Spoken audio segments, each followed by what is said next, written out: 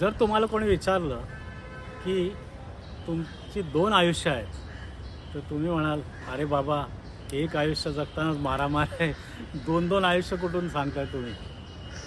मला एक कार्टून आठवतं आहे, खूप वर्षापूर्वीचं आहे, जेव्हा व्हॉट्सॲप, इंस्टाग्राम, ट्विटर किंवा एक्स, पॉडकास्ट हे सगळं काही नव्हतं, पण फक्त फेसबुक होतं.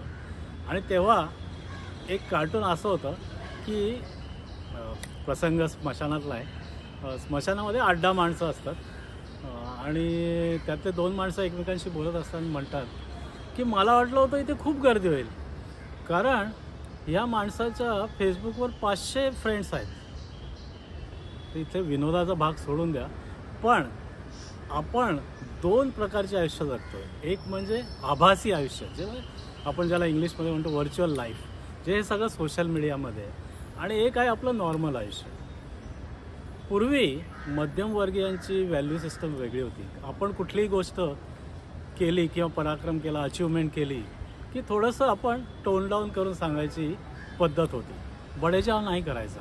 मार्क जरी परीक्षेत किती मिळाले असले तरी ना, हा ठीक मिळाले बुवा, धंदा हा ठीक चालला आहे असं. पण आताची दुनिया वेगळी आहे. सगळंच मोठ्याने बडेजाव करून थोडं फुगवून सांगायची ही सध्याची परिस्थिती आहे.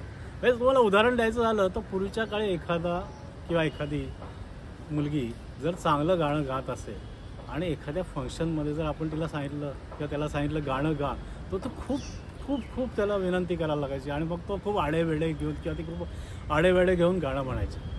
आणि आता इतके बाथरूम सिंगर्स आलेले आहेत की त्यांनी यूट्यूब चॅनल भरलेलं आहे. आणि ते अर्थात त्यातले काही चांगलेही आहेत, असं नाही म्हणत की सगळेच बाथरूम सिंगर्स आहेत. पण मराठीमध्ये एक म्हण आहे की ओरडणाऱ्याचे जोंधळे म्हणजे ज्वारीसुद्धा विकली जाते, पण गप्प बसणाऱ्याचे मोती विकले जात नाही. तर आताचा जमाना हाच आहे की भरपूर बडेजाव करायचा, भरपूर गोष्टी फुगवून सांगायच्या, तरच आपलं हे होईल.